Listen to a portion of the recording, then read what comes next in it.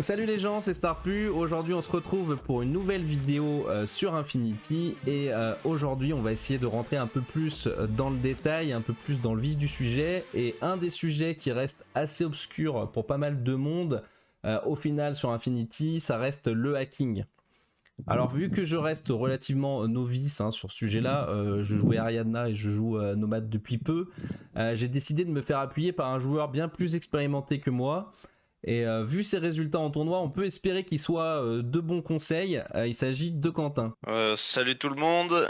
Alors Quentin, tu joues à plusieurs factions, un peu comme beaucoup de joueurs à Infinity. Mais ta faction de prédilection avec laquelle on te connaît en ce moment, avec laquelle tu performes le plus, ça reste Akislam. Oui, Akislam généraliste. On m'a beaucoup connu aussi en Ariadna avant. Ouais, tu faisais du résultat aussi en Avant. Ariadna ou c'était galère? En Kaleido, le truc c'est, on n'était pas sur le même jeu. On était en N3, du coup on pouvait sortir une pléthore d'ordres. Du coup c'était pas le même jeu, donc Ouais, ça se défendait c'est pas quoi. pareil. Ouais. Donc de prime abord, Akislam, c'est pas la faction du hacking. D'après le fluff, on est plus sur une faction de médecins, des tricks d'assassins avec des mecs cachés, des holo-échos, des holo-masques, etc. Mais vu que c'est une faction de médecins, on a globalement une grosse volonté sur les références Akislam. Et en tant qu'habitant d'une planète au climat hostile, on a aussi souvent une grosse BTS, et ce qui en fait quand même deux très bonnes caractéristiques pour jouer le hacking. Donc même si c'est pas la faction de prédilection du hacking, je pense qu'ils se défendent pas trop mal. Oui, ils se défendent pas trop mal, mais là, je pense que la plupart des factions peuvent se défendre sur le hacking. C'est surtout qu'il faut amener son jeu, un peu orienter son jeu pour s'appuyer du hacking. Donc je pense que, hormis Ariadna, quasi toutes les factions peuvent avoir un jeu de hacking sérieux. Ok. Après, il y a des facilités pour certaines et moins pour d'autres, mais dans l'ensemble, tout le monde peut venir à un jeu de hacking. Ah mais je t'avoue, moi quand je commence à titiller du hacking avec un hack islamite qui me sort une volonté de 15, tout de suite ça calme un peu quand même.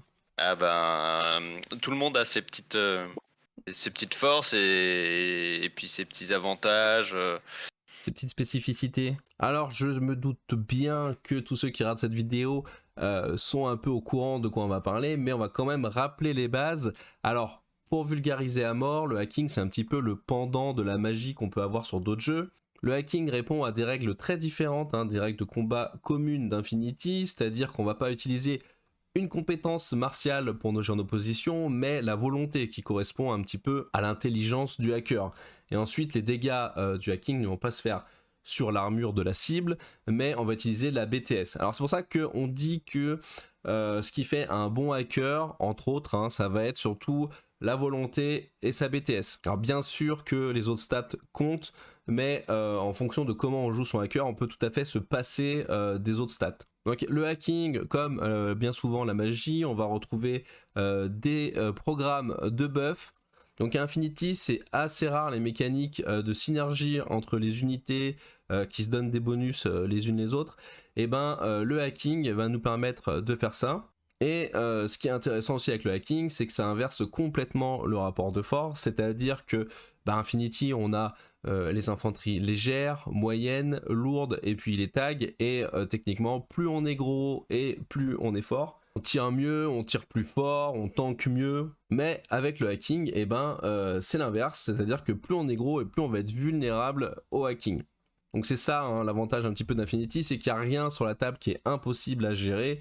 Et bien justement par ce système de pierre, feuille, ciseaux, on se retrouve à avoir un tag qui va pas s'aventurer en dehors de sa zone de déploiement s'il y a un hacker dans les rangs adverses. Alors le hacking, assez logiquement, il se fait sans ligne de vue, mais là où ça se complique, c'est qu'il ne se fait uniquement en zone de contrôle du hacker, donc il n'a effectivement qu'une portée de 8 pouces. Alors, on se rend vite compte qu'on va avoir un impact limité avec notre hacker sur la table dans ces conditions. Cependant, en N4, le hacking est quand même très important, donc ça devient assez intéressant d'essayer d'optimiser l'impact du hacking sur la table. Et il y a plusieurs techniques pour ça, on va voir. La première, c'est de multiplier le nombre de hackers, et la deuxième, ça va être d'utiliser des repeaters. Et ça sera en fonction des différentes factions. Autant en N3, le hacking était assez léger. On avait une très très forte présence des killer hackers qui annulaient un peu le jeu du hacking. Et avec la N4, les réductions de points et la revisite des programmes ont amené les hackers beaucoup plus sur le devant de la scène, plus les 15 ordres qui amènent aussi beaucoup plus d'îlots. Ce qui n'était pas le cas, comme j'ai dit, par exemple avec Calédonie où tu sortais 20 bonhommes à un point de vie et aujourd'hui tu sors 15 bonhommes et dans tes 15 bonhommes tu vas avoir 2-3 îlots et tout de suite du coup le hacker peut un peu plus parler en termes de jeu. Et le deuxième aspect qui fait que les hackers sont appréciés en N4, c'est aussi pour tout ce qui est scénario. À l'heure actuelle, où on enregistre la vidéo, on est en ITS 13. Alors pour rappel, l'ITS c'est un recueil de scénarios compétitifs proposés par Corvus Belli pour les événements. On a 20 scénarios dans ce recueil et assez souvent, pour accomplir les tâches dans les scénarios, il faut des spécialistes. Alors les spécialistes, c'est un concept qui est assez propre à Infinity. Les spécialistes à Infinity, ça va être les docteurs et les paramédics, les chain of command, les ingénieurs, les observateurs d'artillerie et bien sûr les hackers. Donc le hacker, en plus de tout ce qu'on vient de citer précédemment, c'est un spécialiste qui permet de faire les scénarios. Et là où ça devient intéressant, c'est que dans les scénarios, il y en a certains où des bonus sont octroyés en fonction du spécialiste que vous utilisez pour faire la tâche. Alors, j'ai compté, en gros, l'ingénieur a des avantages sur un scénario, qui est acquisition. Le chain of command a un avantage sur un scénario, qui est power pack. Le docteur a un avantage sur un scénario, supplies. Le forward observer n'a d'avantage sur aucun scénario. Et le hacker, quant à lui, a des avantages sur 4 scénarios différents.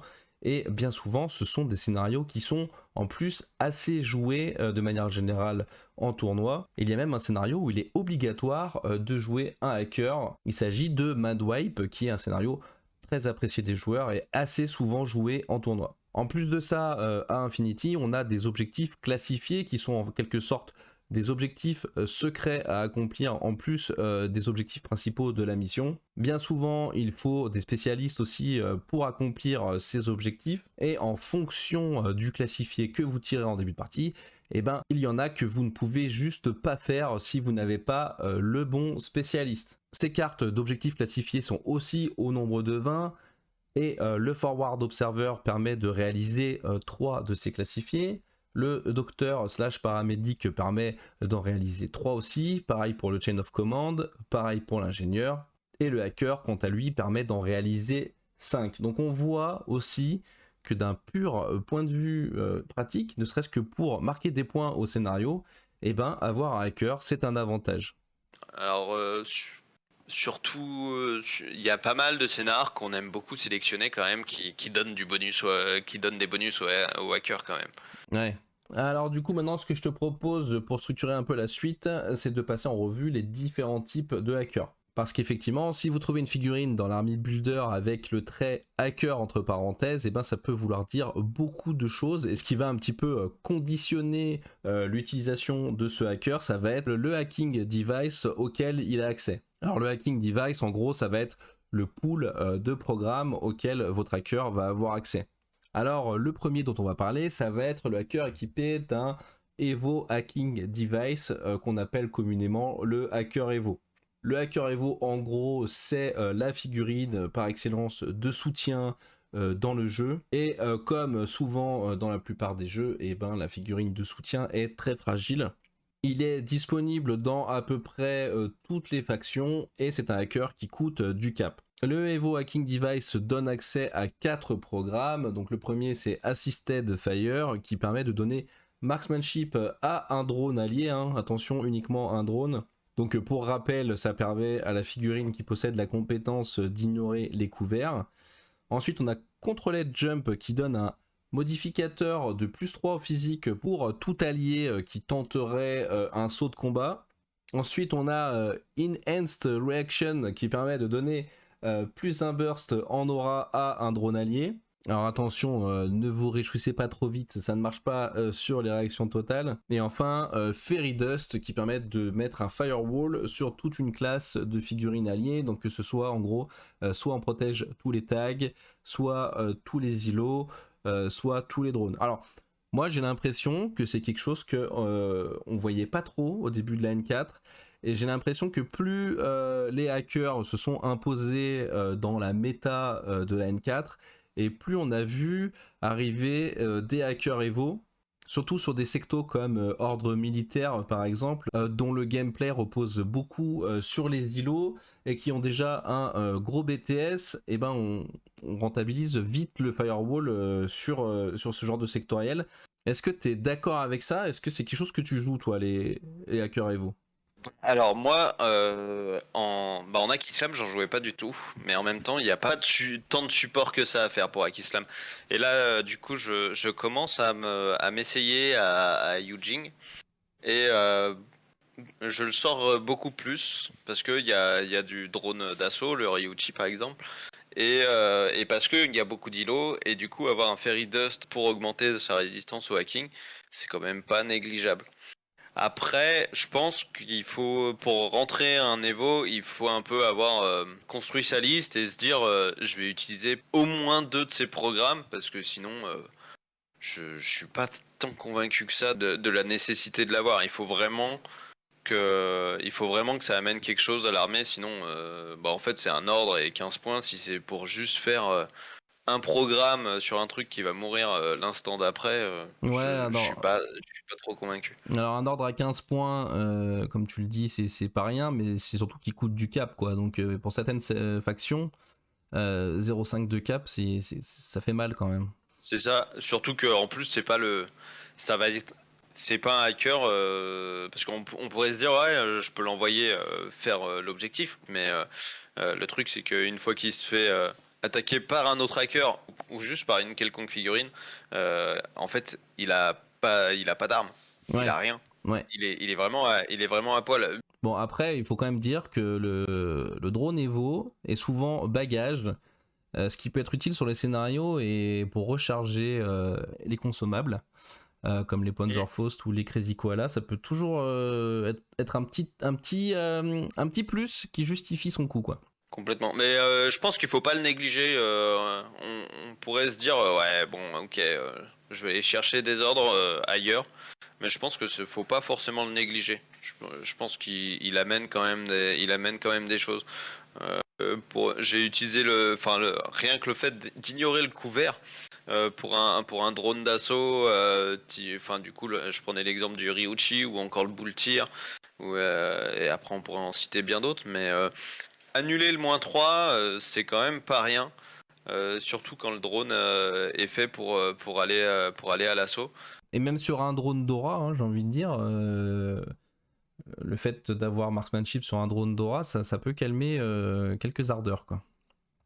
Ah bah complètement, mais par exemple on met le marksman sur le React Total. Souvent on s'amuse à aller chercher le -12 pour taper le React Total. Ben le -12 quand on enlève le -3 de couvert, il est vachement plus dur à aller chercher. Ouais, et puis pour une faction qui n'a pas accès à du smoke trick, et il y en a plusieurs, et ben ça devient potentiellement vite compliqué, quoi. Complètement. Et maintenant, on va parler très rapidement des hackers Zero Pain. Alors, Zero Pain, ce n'est pas un hacking device à proprement parler, c'est un programme. Donc, comme tous les programmes, on peut l'avoir en upgrade sur certains hackers. Donc, on va pas parler de ceux-là hein, qui rentrent dans d'autres catégories. Mais là, on va parler des hackers qui n'ont que ce programme, qui ont le programme Zero Pain. Donc l'avantage, c'est que souvent, c'est des hackers qui sont relativement peu chers, qui ne coûtent pas de points de cap, mais ce sont des hackers qui ont un rôle uniquement défensif, parce que même si Zero Pain est un programme qui donne une burst de 2 en actif et en réactif, et ben le seul effet de ce programme, c'est d'annuler les effets du hack adverse. Alors, moi j'avoue que je vois pas trop l'intérêt, c'est quand même une burst 2 en aura avec un malus de -3 au hacker adverse. Mais est-ce que ça en fait un choix utile pour autant? Je suis pas sûr. Donc je crois que Quentin, tu partages le même avis que moi. Oui, ça permet d'avoir un peu l'avantage par rapport à un reset classique, mais j'avoue que Bon bah voilà, si tu l'as, t'es content. Si tu l'as pas, bah tu t'en passes assez facilement. J'ai pas trop de, enfin, on le voit pas souvent sur table. Moi, ce que je comprends pas, c'est son utilité sur la table en fait. C'est-à-dire que en actif, pour aller faire des objectifs, parce que jouer un hacker qui n'a pas de compétences offensives, je vois pas d'autre intérêt hein, que jouer l'objectif. Ben, on a un programme qui nous permet de survivre au cas où on rentre en opposition avec un hacker adverse, mais vu qu'on n'a pas de moyen de gérer ce hacker adverse, eh ben on va être embêté quoi qu'on tente quoi. Et en réactif, ben, s'il est dans notre zone de déploiement cachée, le joueur adverse ne va pas venir dépenser des ressources pour venir nous chercher ce hacker qui n'a aucune capacité de nuisance sur lui.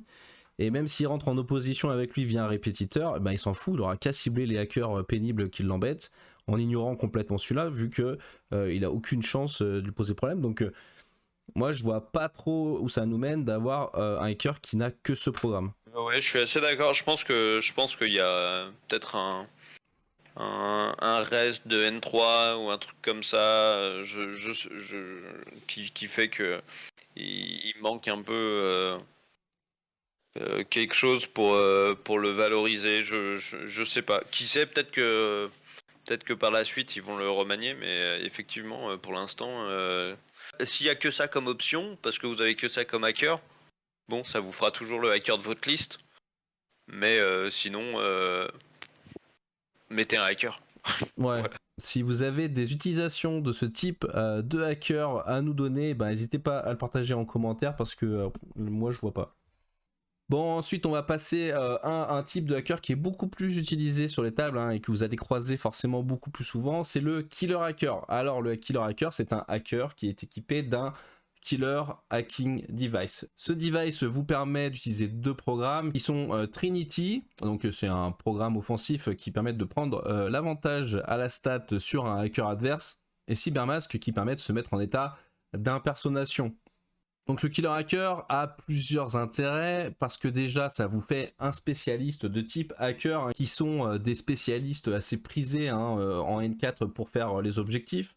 Ensuite le killer hacker coûte souvent assez peu cher et ne coûte pas de points de cap. En plus avec son programme Cybermask qui va pouvoir se mettre en état d'impersonnation et pouvoir faire facilement certains objectifs, pouvoir passer devant une zone d'aura ou pouvoir passer devant une mine sans la déclencher, ce qui lui donne un avantage pour remplir les objectifs.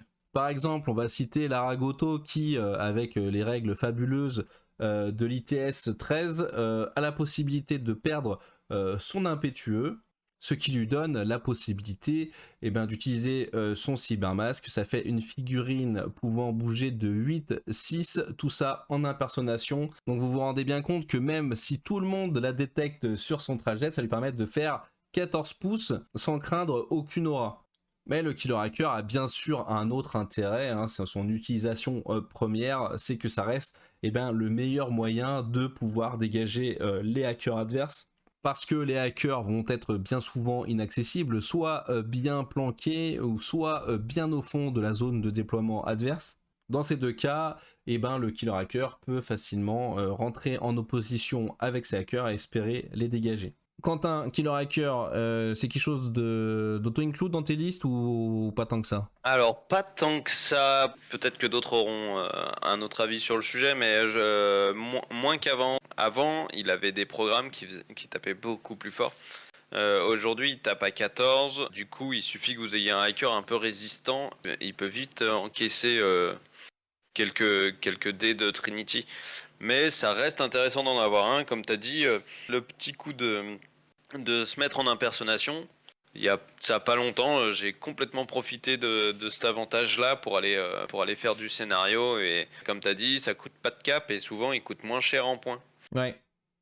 Du coup, ça permet quand même d'avoir ton spécialiste qui fait les objets, qui fait une petite menace, pas aussi large, une menace pas aussi large qu'un hacker classique, mais qui fait une petite menace et qui fait le travail que tu lui demanderas. Du coup, toi, tu les utilises comment les killer hackers? Est-ce que tu les utilises plutôt en aura, c'est-à-dire si quelqu'un essaye de venir te hacker ton hacker à travers un répétiteur par exemple, est-ce que tu t'en sers en aura pour venir se débarrasser de cette menace?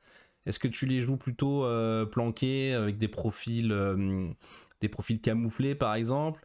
Est-ce que tu t'en sers pour faire le scénario? Est-ce que c'est plutôt pour aller en début de partie aller dégager les hackers adverses?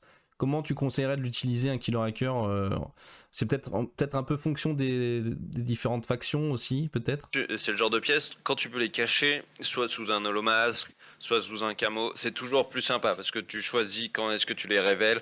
Déjà, quand c'est au travers d'un répétiteur, de toute façon, tous tes hackers auront droit à un aura, donc tu l'utiliseras de toute façon.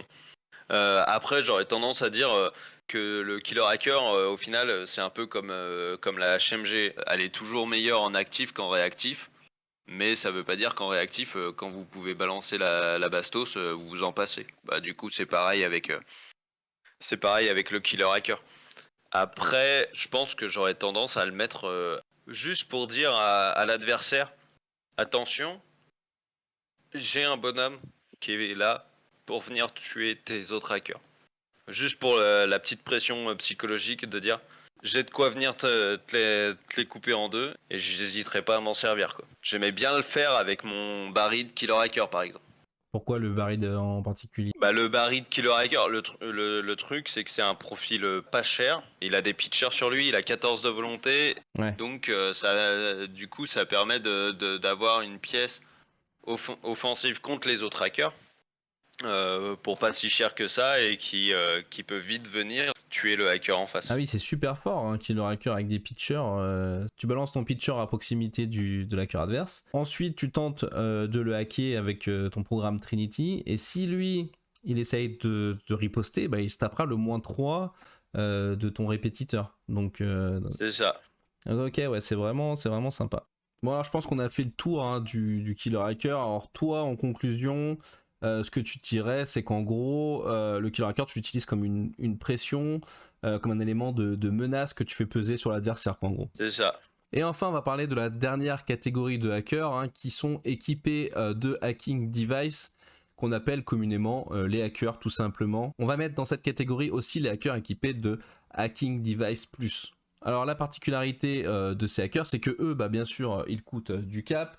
Et la particularité aussi, c'est qu'ils vont avoir tout un tas de programmes pour venir maîtriser, pour venir entraver la progression des troupes ennemies qui sont à câble, bien entendu, avec tout un tas de programmes, mais il faut savoir qu'aucun de ces programmes n'est létal, et que du coup, notre adversaire va pouvoir, lors de son tour ou en aura, tenter des resets pour se sortir de cet état. Cependant, on l'a vu dans la vidéo sur la défense, le hacker reste le meilleur moyen de stopper l'avancée d'une îlot ou d'un tag à travers la table. Et même dans le cas des troupes non hackables, ça reste intéressant grâce au spotlight, on va en parler après. Même si on a déjà parlé un petit peu du hacking en défensif, et ben ce n'est pas la seule utilisation des hackers, on peut aussi très bien les utiliser en actif. Donc le hacking device permet de faire plusieurs programmes. Le premier c'est Carbonite, c'est une burst 2, c'est une burst de 2, une peau 13 en DA. Et si votre adversaire est blessé par ce hacking, il devient immobilisé B et prend -3 à son futur jet de reset. Le deuxième c'est Oblivion. Oblivion qui est aussi en burst 2, c'est une peau 16 en AP cette fois. Et si votre adversaire est blessé par ce programme, il passe en état isolé et prend -9 au reset. Ensuite on a Total Control qui n'a d'une burst que de 1, qui en fait un programme qui est aussi efficace en actif qu'en réactif. Et c'est une peau 16 en DA. Et c'est un programme qui permet de prendre le contrôle du tag adverse si jamais il est blessé par ce programme. Et le dernier, c'est le fameux Spotlight qui a la particularité de pouvoir cibler des figurines qui ne sont à la base pas hackables. C'est une burst de 1, mais une fois ce jet réussi, il n'y a pas besoin de jet d'armure. Vous êtes automatiquement en état targeted et vous prenez automatiquement un -3 à vos futurs resets. Et pour les hackers qui ont un Hacking Device Plus, ils ont accès à tous ces programmes et en plus, ils ont accès à Cybermask et White Nose. Cybermask qui est emprunté au Killer Hacking Device et le White Nose qui est plus ou moins une smoke qui permet de bloquer les lignes de vue des VMS. Donc Quentin, moi ce qui m'intéresse c'est de savoir comment tu utilises ces programmes, dans quel ordre, lesquels tu utilises en actif, lesquels tu utilises en réactif. Alors moi je dirais tous. Alors bon, j'ai pas beaucoup joué avec des hackers plus, mais Ouais. si j'en avais, j'utiliserais aussi. Oui. Tous les programmes pour moi sont intéressants. Après, va peut-être y avoir une petite sélection à faire sur le moment. Sachant que Oblivion reste, je pense, le numéro 1 parce que ça permet de bloquer l'îlot en face définitivement, vu qu'après elle se mange le -9. Du coup, si on veut figer une îlot, Oblivion Carbonite, et après la plupart du temps c'est terminé quoi. Ouais. Donc là, on en finit. la figurine prend un -12 à son jet de reset. Et on peut pas aller plus loin, c'est-à-dire qu'une fois qu'on a -12, quoi qu'on rajoute dessus, on peut pas lui rajouter des malus au reset. Exactement. Et du coup, je pense que ouais, tous les programmes, tu me demandais actif, réactif, je pense que quasi tous les programmes, peut-être un peu moins Total Control, sont utiles en actif et en réactif. Total Control qu'on aurait plus tendance à utiliser en réactif parce que on a toujours moins de burst, on est toujours qu'à rafale 1 en réactif. Et du coup le Total Control s'y prêtera mieux. Mais sinon on peut se permettre d'utiliser tous les outils. Et c'est pour ça que je trouve le hacking meilleur aujourd'hui que le killer hacker, et que si vous avez des points à mettre, avant de mettre un killer hacker, je pense qu'il vaut mieux avoir son hacker. D'accord, donc toi ça t'arrive d'utiliser ton hacker, de claquer 3-4 ordres dessus dans l'unique but d'aller isoler une îlot adverse par exemple. Ouais, en général, t'en claques pas tant que ça des ordres. Je pense que tu utilises 2 ordres et au final tu y arrives. En plus, pour un peu que ce soit un hacker camo, t'as l'attaque surprise. Ouais. Du coup, tu lui mets un -3 parce que tu fais quand même l'attaque surprise, Ouais. même avec du hacking. Du coup, tu vas lui mettre un -3. Ça Ouais. fait un petit différentiel qui fait que ça peut passer, surtout si derrière c'est l'Oblivion qui passe à 16 de dommages. Par contre, en actif, j'aurais plus tendance à utiliser le carbonite pour faire en sorte que l'îlot elle soit arrêtée pour mon tour. Être isolé, ça empêche pas à l'autre de tirer, alors qu'une fois que t'es IMO, Isolé, t'avais encore un ordre pour potentiellement te déplacer et tirer. c'est ça. Mais au final, une fois que t'as isolé, on finit l'îlot, hein. On va pas s'embêter, on va la finir et on va l'immobiliser. Moi j'aime bien faire ça. Je lui mets les deux. T'es un Pour être petit peinard. Jonathan. Comme ça c'est fini. Ouais, On n'en parle plus. mais souvent c'est un peu grid. Moi je trouve que immobiliser puis après isoler, on prend un risque quand même parce que s'il réussit son reset, non seulement il contre ton deuxième hacking, mais en plus il se débarrasse de l'état dans lequel il était quoi. Certes, mais du coup, ça te permet d'annuler l'îlot. Elle a quand même un -3 une fois qu'elle est immobilisée. Mettons ton truc à portée, je sais pas, c'est un Red Fury et du coup l'îlot a 5 de blindage. Et l'îlot est à couvert, elle a 8 de blindage avec ton Red Fury, ça se trouve tu vas en dépenser 4 des ordres. Alors que si tu isoles IMO, tu te poses pas tellement de questions. Dans le sens où t'as 2 dés contre 1 dé, lui a un malus de -3 parce qu'il est immobé, tu restes du coup à l'avantage, et en fait tu prends pas ta prise de risque, elle est faible parce que tu le fais pas en ligne de vue. Lui peut que reset, du coup tu peux réitérer le truc sans trop de danger. Et même si, mettons comme tu dis, il annule l'IMO et c'est toi qui rates, bah il s'est quand même pas déplacé, il est toujours dans ta zone de contrôle. Ouais. Enfin, moi je le vois un peu comme ça. Je me dis, de toute façon, il peut pas partir. Je pourrais réitérer le jet de dés, et c'est moi qui suis en actif, c'est moi qui ai l'avantage. Il pourra pas partir. D'accord. Ouais, bah, je trouve que des fois ça peut vite coûter cher en ordre pour un résultat incertain quoi, parce que ça reste qu'une burst de 2 au final. Hein. Ça reste qu'une burst, c'est vrai. Mais lui, il a -3 de volonté. Parfois, ça va te coûter moins d'ordre. Ok. Bon, à noter quand même que Oblivion ça permet d'isoler et que ça peut permettre de mettre l'adversaire en perte de lieutenant si vous isolez son lieutenant. et Oui. que ça permette de briser une fireteam si vous isolez le leader de la fireteam par exemple. Oui, je pense que en réactif, c'est assez clair que le numéro 1 sur de l'îlot, ce sera l'isolé. En réactif, on va tout, je pense, faire d'abord Oblivion et puis ensuite Carbonite si l'occasion se présente. Voilà, parce qu'en fait c'est assez important de le préciser, c'est-à-dire que quand on y est isolé, on devient irrégulier. C'est-à-dire que notre figurine ne génère plus d'ordre qui peut rejoindre le pool d'ordre et on ne peut plus recevoir d'ordre de notre pool d'ordre. Quand nous on est en réactif et qu'on l'isole pendant son tour, et ben il a déjà mis l'ordre de la figurine dans le pool d'ordre et la figurine ne peut plus en recevoir. Donc la figurine est immédiatement arrêtée et ne peut plus agir pendant ce tour-là, à part si un ingénieur vient la réparer, quoi. Donc tu disais que tous les hackings étaient aussi bien jouables en actif qu'en réactif. Est-ce que franchement on peut conseiller à un débutant de passer des ordres sur un total control en actif? Moi j'aurais tendance à dire non, parce que ça reste une burst 1 et que votre adversaire n'aurait rien d'autre à faire qu'à faire des resets avec son tag, et que en général les tags ont quand même une grosse volonté mais aussi une grosse BTS. Est-ce que c'est raisonnable de chercher à faire un total control en actif? Peut-être sur les 2 premiers ordres, parce que du coup ça te permet de dire, une fois que tu en as pris le contrôle, et ton groupe est, je sais pas, mettons 8 ordres, t'as 6 ordres après sur le tag adverse à dépenser pour aller casser ce qu'il y a chez lui sans prendre de risque avec tes troupes. Donc peut-être si t'as 6 ordres en stock derrière, effectivement, sinon passer ça, je suis pas certain que ça vaille le coup.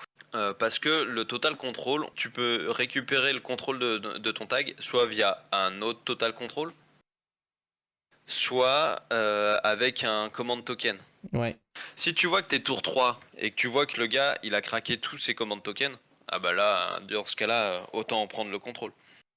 Et parce que Autant en prendre le contrôle. en total contrôle, il faut savoir que le tag ne rapporte plus de points de victoire à aucun des deux joueurs. Donc c'est comme s'il était mort, hein, pour tout ce qui est contrôle de zone, pour points de victoire, et ça peut même permettre de mettre l'adversaire en retraite si ça fait assez de points, quoi. Du coup, effectivement, Total Control est peut-être. Je pense que tu peux l'utiliser en actif, mais c'est vrai que toujours pareil, autant faire un petit Oblivion, ça marchera mieux. Après, voilà, si le gars peut pas reset derrière. Ouais, en fin de partie, ça peut vite plier la game. Hein. Donc ça peut être rentable en fin de partie de passer quelques ordres sur un total control. Sinon, on va dire que ça reste situationnel, quoi. C'est ça. Bah du coup, on n'a pas parlé de. Ah bah oui, j'y venais.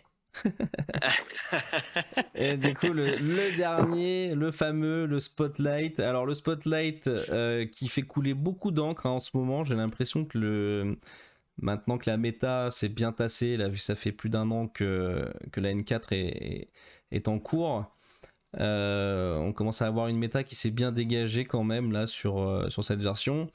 Et il s'avère que pas mal de choses se focalisent autour du Spotlight. Déjà parce que ça donne de la vulnérabilité à des troupes qui ne sont pas censées en avoir, donc les troupes non hackables. Et surtout parce que ça permet l'utilisation des missiles guidés qui pour beaucoup est une mécanique qui manque de contre. Alors quel est ton avis là-dessus? Est-ce que c'est quelque chose que tu joues? Est-ce que tu trouves que c'est abusé? Est-ce que toi tu vois des contres? Et comment l'utiliser?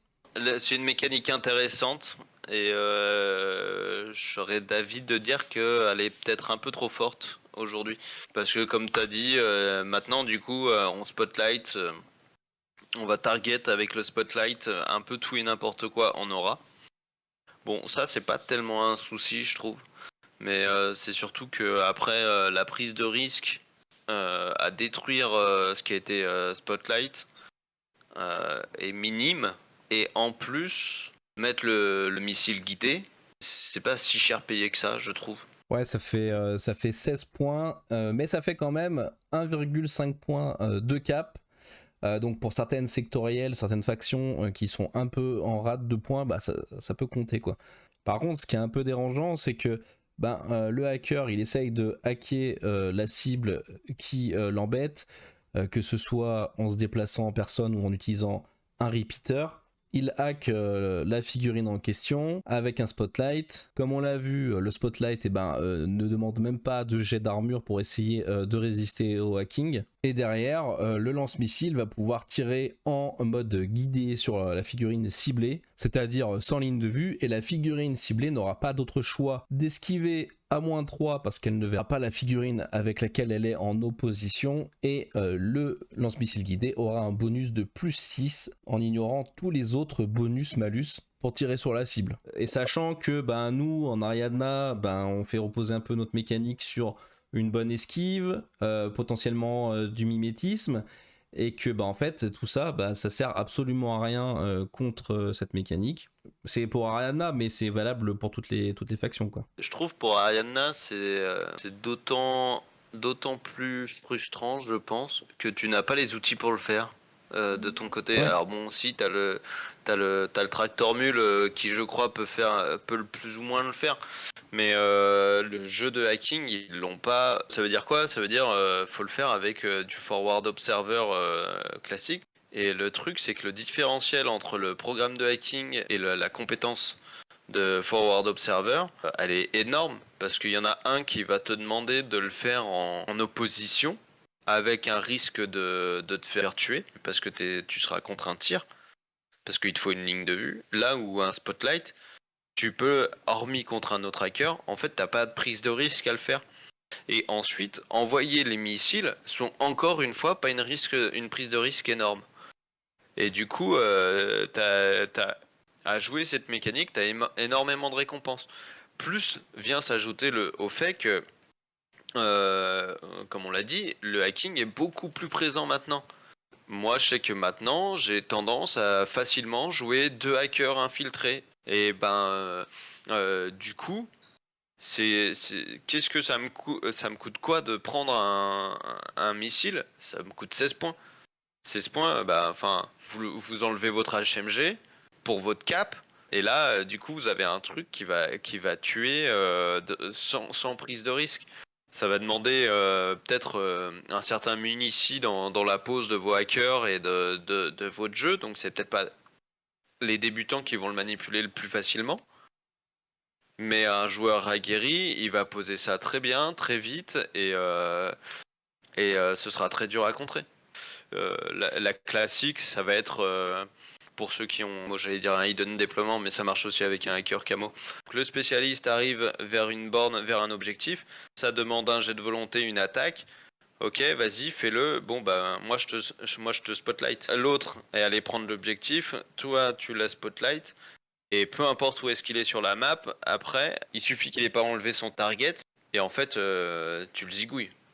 Au final, vu que c'est un aura de spotlight, derrière t'as envoyé ton missile, ça t'a pris un ordre. Allez, mais mettons pas de bol, tu le rates, ça t'a pris 2 ordres, mais le truc tu t'as envoyé un missile AP explosif. Tu l'as tué, c'est quasi sûr et certain. Enfin voilà, mais c'est surtout pour dire au final, ouais, si moi je trouve que c'est actuellement très fort. Après, est-ce qu'il y a une bonne solution pour corriger le tir? Je saurais pas le dire. Ouais, faut quand même noter qu'un ennemi de cap plus les 2 hackers, parce que les hackers coûtent du cap, ça vous fait vite 2 ennemis, quoi. Ouais, mais en fait, c'est là où du coup je dis que c'est que un ennemi, parce que tes 2 hackers, en fait, tu les joues parce qu'ils te sont profitables. Ouais, c'est ça. Ils font de la défense de zone. Ils peuvent faire de l'offensif, parce que bon ils ont toujours un fusil ou quelque chose dans les mains, mais il suffit que ce soit un camo ou un hidden déploiement avec mimétique -6, et ils peuvent faire les scénars. Ton 1 point de cap pour tes 2 hackers, en fait tu les as déjà dépensés. Pour moi tu les as déjà dépensés, donc t'as plus que 1,5 à dépenser dans ton lance-missile. Et 16 points. Ouais, 16 points. Là. 16 points. Peut-être que c'est ça au final le plus gros problème, hein. C'est peut-être le coup en points. Hein. Peut-être, enfin comme tu as dit, ça a fait couler un peu d'encre. Est-ce que le coût en points est pas assez élevé, et le cap, parce qu'il pourrait être à 2 de cap. Est-ce que le spotlight est trop facile? Est-ce qu'il faudrait mettre du blindage sur le target? Ouais, c'est ça, parce que actuellement le Spotlight, dès qu'on réussit le jet en oppo, on est target. On pourrait tout à fait imaginer mettre une tresse de force avec un jet de BTS comme on a sur le Flash Pulse par exemple. Par exemple. Je pense qu'il y a plein de débutants. Enfin, tu vas en tournoi aujourd'hui, tu te retrouves contre un joueur confirmé qui te sort une liste avec le missile guidé. Et toi, t'es en plus en dilettante. Je suis pas certain que tu passes une si bonne game que ça, quoi. Enfin, ouais, c'est peut-être un peu cash. Enfin, je sais pas, mais je suis pas certain que tu passes une si bonne game que ça. Surtout qu'en fait, ce sera même pas un affrontement où tu jettes des dés et que tu tentes des trucs, machin. Parce que en fait, tu vas pas tenter grand chose. L'autre t'aura target. Et t'auras envoyé des missiles et ta réponse au missile c'est je fais une esquive à -3 et toi t'as un 18, ok d'accord. Euh, bon ben tant pis. Ouais. Alors moi Euh, je t'avoue que depuis que je joue Nomade, j'ai testé 2-3 listes avec missile guidé, mais au final je m'en sers pas tant que ça. C'est-à-dire qu'il est surtout là pour mettre une pression supplémentaire à l'adversaire qui voudrait prendre le risque de se faire target. C'est-à-dire que il se dit bon bah là je suis pas à câble, je vais tenter d'aller prendre l'objet, tout ça, tant pis je me fais target, c'est pas la fin du monde. Bah, ça met une pression supplémentaire et un côté un peu punitif au spotlight. Mais moi je vais pas aller dépenser des ordres pour prendre le risque de target une cible pour ensuite utiliser mon missile guidé parce que c'est une mécanique que je trouve assez peu fiable et au final vu que ça reste du pile ou face je trouve parce que ça reste un dé contre un dé, le spotlight c'est une burst 1 qui se fait sur la volonté, votre adversaire il va faire un reset sur sa volonté donc ce sera un petit peu 14 contre 14 et c'est une mécanique que je trouve des fois tu peux réussir en un ordre mais des fois tu peux y passer 5 ordres et rater quoi. ça dépend, ça dépend de ta liste, ça dépend des outils qui te restent. Un Mouktar mimétique -3, VMS2, tir de suppression, 6-2 PB. Tu le spotlight, hors de ligne de vue. Parce que là, mettons le gars a choisi de faire un reset, en fait tu lui as retiré son tir de suppression. Et s'il choisit de pas reset, en fait tu l'as spotlight. En fait c'est toujours un peu cette espèce d'aspect couteau suisse de dire je vais te donner du coup deux options. Soit tu lâches ton tir de suppression, soit tu gardes ton tir de suppression, mais moi je vais te spotlight. Et une fois que je t'aurai spotlight, de toute façon je vais te sortir. Ouais, après l'exemple, moi il m'arrive tout le temps avec le soldat inconnu, hein, clairement. Sur les scénarios avec des rooms, là, objective room au Ah bah milieu, t'arrives, tu te là fais c'est le pire. chier à mettre toutes tes figurines au milieu pour essayer de marquer des points avec les mecs en tir de suppression. Faire attention à pas prendre des lignes trop grandes pour pouvoir toujours bénéficier du tir de suppression. Le mec il arrive, il te fait un spotlight, il tue tout le monde dans la room. Enfin, c'est inintéressant Bah, en c'est le fait. pire. Il y a zéro contre en fait. Tu peux pas jouer le scénario. Si tu joues le scénario, tu meurs donc. Si, bah, le contre, bon bah t'as à te faire des resets, d'avoir un hacker qui soit en même temps que les autres dans la zone, éventuellement, et d'avoir un team bot. Bon, autant te dire qu'en Ariadna, t'as pas tout ça. Un team quoi? Un bot? T'as ni team bot ni hacker viable pour Non, procéder à ça. non, non, non. Euh, non, mais oui, je suis d'accord avec toi. T'as pas vraiment de contre, t'as pas vraiment de contre à ça, et c'est pour ça que Que Ariana c'est c'est un peu nul. une mécanique. euh, je dirais pas ça, que c'est en ce moment plus dur à jouer que les autres. Ok, bon, je pense qu'on a fait bien le tour du lance-missile guidé.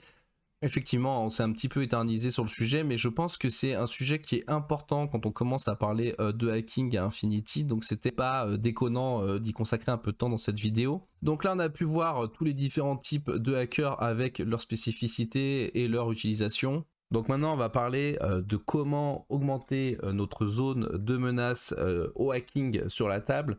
Donc on l'a vu qu'on pouvait assez facilement y arriver en multipliant tout simplement les hackers, surtout s'ils sont en déploiement avancé ou en infiltration sur la table, mais ça va aussi souvent passer par des repeaters.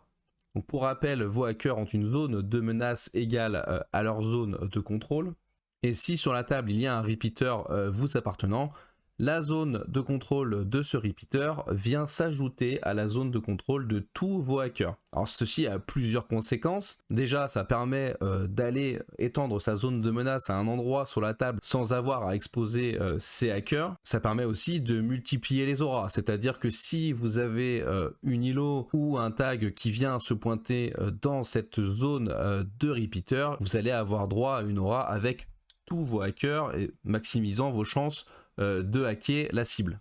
Mais ça a aussi une contrepartie, c'est-à-dire que vu que cette zone de contrôle appartient à tous vos hackers, si un hacker ou un killer hacker adverse vient dans votre zone de repeater, il va rentrer en opposition avec vos hackers et ainsi pouvoir les hacker. Alors la bonne nouvelle, c'est qu'il va rentrer en opposition avec tous vos hackers, ce qui vous permettra de maximiser vos chances en aura. Et le hacker adverse, vu qu'il utilisera un repeater qui n'est pas le sien, il aura un malus de firewall. Alors les firewalls, on en a beaucoup parlé depuis le début de la vidéo. Il y a plusieurs façons de gagner un firewall. Quand un hacker adverse hack donc une figurine à travers un repeater qui n'est pas le sien, donc un firewall s'applique avec le programme Evo Fairy Dust qui permet de allouer un firewall à toute une catégorie de figurines de sa liste. Et il y a les Tinbots dont on a parlé un petit peu plus tôt, qui sont un équipement donnant un firewall à une figurine. Le firewall impose un malus de -3 au jet de volonté du hacker qui essaye d'hacker la figurine bénéficiant du firewall, et la figurine qui bénéficie du firewall gagne un +3 sur son jet de BTS. A noter que pour les Tinbots, il en existe qui donnent un malus de -6 au jet de volonté, et là ça devient vraiment fort. Et dans le jeu, on a accès à plusieurs types de repeaters. On a les pitchers, les repeaters déployables, et on a aussi des figurines qui sont elles-mêmes repeaters, qui peuvent se mettre en déploiement avancé, qui peuvent arriver des fois en saut de combat, ou même des drones plutôt rapides qui peuvent aller porter assez loin la zone de hacking. Donc qu'est-ce que tu as à nous dire sur ces différentes techniques et lesquelles tu utilises le plus ? Je pense que je vais utiliser un peu tout. Après, chaque armée a ses spécificités. En nomade, t'as le must-have du Moran Masai qui permet d'avoir un répétiteur mobile infiltré, ce qui est pas négligeable. En Yujing, t'as le Guilang qui pose des répétiteurs. Le répétiteur donne un firewall. Du coup, si tu peux passer par ton répétiteur, vaut mieux passer déjà par le répétiteur de base. Ensuite, le répétiteur peut te permettre de rentrer dans une zone de mettre des choses dans ta zone de hacking sans rentrer dans celle de l'adversaire. Si tu vas dans le répétiteur d'un adversaire, tu te confrontes à tous ces hackers. Donc par exemple, si tu vas dans le répétiteur d'un drone, du coup tu vas être confronté à tous ces hackers. Si tu veux sortir un drone, bah, tu le mets dans un répétiteur, et répétiteur sur répétiteur, ça ne marche pas. Du coup tu vas pouvoir hacker le drone. Et là où le répétiteur déployable est intéressant et que des fois tu t'amuses à faire, c'est de dire plutôt que d'esquiver avec ton Guilang, et bah tu dis je vais poser mon répétiteur. Et au prochain tour, du coup tu es dans la zone de mon répétiteur et ça va être douloureux. Donc en fait, tout ce qui est pitcher et déployable, toi tu les mettrais plutôt dans le but d'étendre ton réseau en aura, ou alors est-ce que tu vas les poser en actif pour aller hacker une cible en particulier ? Le pitcher, je pense que je le ferai pas en aura. Je pense que le pitcher, tu le poses en actif principalement pour aller chercher une zone qui est plutôt loin. Par contre, le répétiteur en réactif, ouais, tu peux t'amuser à le poser façon comme si tu posais une mine. Ouais. Enfin, vraiment, c'est vraiment cette notion de d'amener l'autre devant un dilemme qui est intéressant. Ok. Et du coup, est-ce que dans cette optique, Je suppose que t'es hacker, tu vas jouer plutôt des profils qui sont pas chers. Bah, ça dépend ce qu'on appelle pas cher. Est-ce qu'un hacker à 35 points t'appelles ça pas cher? Ah bah non, c'est quand même un peu cher, ouais. Donc ce sera quel profil par exemple que tu utilises toi? Pour moi, par exemple, bon, bah, Touareg hacker, tout ce qui est hidden infiltré, je pense que c'est pas mal en hacker. D'accord, donc Et même avec un accès à un réseau de répétiteurs et des pitchers, tu conseilles quand même des hackers en hidden deployment et infiltrés quoi. ouais, D'accord. bah déjà parce que ton hacker, tant qu'il est caché, il est pas vulnérable et puis tu choisis quand tu le sors. Et c'est vrai d'ailleurs, c'est Donc, bien de le préciser, c'est que non seulement quand tu es en pion camo ou en hidden deployment, bah, tu ne peux pas être attaqué par des attaques physiques, mais tu ne peux pas non plus être attaqué par du hacking. On va quand même parler du sixième sens. Donc, par exemple, tu parlais tout à l'heure du Wardriver qui est un hacker sixième sens. Et tous les hackers du coup qui sont en fireteam de 4 minimum, qui gagnent la compétence sixième sens. Couplé avec un réseau de hacking, ça devient vraiment très intéressant quand on a des repeaters parce que ça permet de faire des auras sur les mecs stealth qui voudraient passer tranquillement dans la zone, ou le mec qui voulait passer discrètement faire le scénario et qui se retrouve targeted avec ce qu'on vient de dire sur le spotlight et le missile guidé, et ben potentiellement ça c'est très pénible.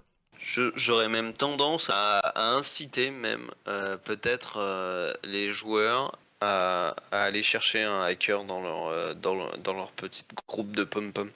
Ah mais moi je sais qu'en Corregidor c'est ce que je fais, j'ai tendance à jouer le Alguacil hacker assez systématiquement quand même. Ouais, mais je pense que c'est bien. Puis il y a Donc, notamment des tags, genre le Oyoroy, qui peuvent se balader en stealth comme ils veulent à côté de tes répétiteurs. Bah, quand toi t'es sixième sens, et ben tout de suite ça le refroidit un peu quoi. mais oui, les îlots, les autres hackers qui veulent aller faire le scénario et qui sont dans ton réseau de répétiteurs et qui sont stealth type ninja ou autre, ben pareil. Donc moi j'aurais même presque tendance à dire ouais, jouer un hacker tu joues un hacker dans ta fire team de 5 pom-pom. D'ailleurs, pour revenir sur ce qu'on disait tout à l'heure, quand une figurine a un teen bot, elle en fait profiter toute sa fire team. Donc c'est intéressant quand on a son hacker en fire team, et ben de pouvoir le coupler avec une figurine qui a un teen bot qui veut donner une défense supplémentaire. Alors dans le cas d'une grosse fire team défensive, c'est peut-être un peu moins pertinent parce que ça va être compliqué d'aller chercher au hacking votre hacker planqué en fond de table. Et si votre adversaire passe par votre propre repeater pour aller chercher votre hacker, et ben vous bénéficierez déjà du firewall des repeaters. Donc c'est peut-être un peu moins intéressant, mais pour certains hackers qui vont aller milieu de table dans une fireteam Harris par exemple, ça peut être vraiment intéressant de leur adjoindre une figurine qui a un teen bot. Donc il y a quand même un risque à ça, c'est que ben quand tu actives ta fireteam, donc par exemple tu as une HMG dans ta fireteam et tu veux activer ta fireteam pour que la HMG prenne une ligne sur un truc embêtant en face, et ben du coup ton hacker qui est dans ta fireteam va s'activer obligatoirement avec le reste de la fireteam, et du coup tous ceux qui seront dans les zones de répétiteurs sur la table auront droit à un reset gratos. Donc ça peut être aussi contre-productif si vous avez un réseau de répétiteurs qui est bien établi sur la table. Ça peut être problématique et ça peut donner des resets gratos à un peu tout le monde quoi. Oui, c'est peut-être la contrainte. Bon bah écoute, je crois qu'on a fait le tour du sujet. Quentin, merci beaucoup pour ta participation à cette vidéo, merci pour ton avis éclairé. Bah c'est un plaisir.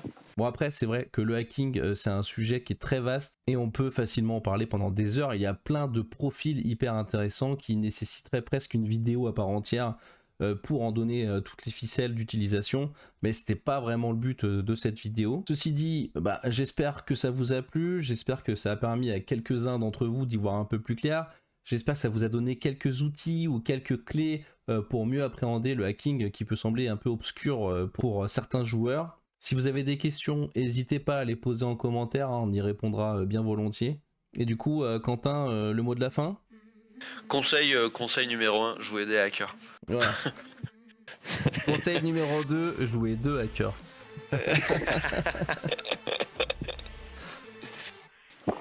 Ok, bon bah écoute, merci. Et bah merci, et puis bah bon jeu à tous. Voilà. bonne conclusion.